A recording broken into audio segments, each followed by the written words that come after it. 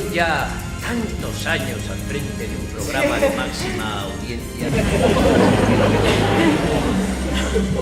Sí, amigos, esto es el show de la actualidad, sin trampa ni cartón. Un programa donde puede pasar de todo. Pero ¿cuál es el problema? A todo el mundo le gusta un buen jamón. Vamos a ver, que levante la mano al que no le guste un buen jamón. A ver, no estás aquí para pensar, ni para hablar. Tú estás aquí para poner música, coger el teléfono y cerrar el pico. No más subidas de impuestos, no más bajadas de sueldos, no más problema que dinero. Eso suena muy bien, Xavier, pero ¿cómo lo vas a hacer? Nosotros no vamos a pasar ni una. Ah, pues muy bien, Óscar, ya era hora. ¿Y qué medidas vais a tomar en tu partido de los de siempre? Se está impresionante. Sin prometer nada, mintiendo, escondiéndote, o sea, parecías un político de verdad. Bienvenidos nuestros tertulianos. Con nosotros tenemos a... Ramón, banquero. A ti, pensionista. ¡Estudiante, Ana! Eso es lo fácil, dar el dinero a las ONGs. ¿Pero quién ayuda a los bancos? ¿Quién les echa una mano?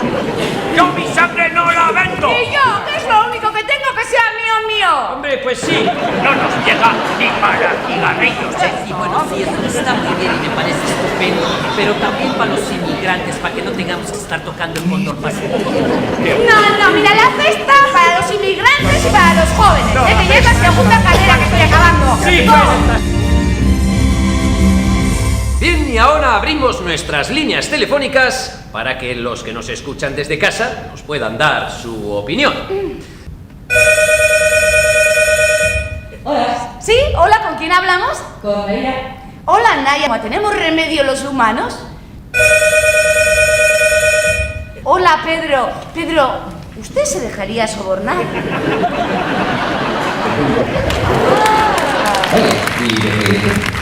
Un fuerte aplauso para todos.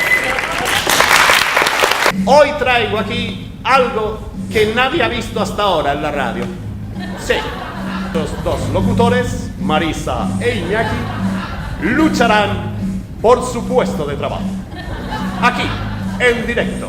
No, yo hablaré de todo lo que a ustedes les preocupa. Yo hablaré de sexo todos los días. No se lo crean, no saben nada de sexo, no es practicante.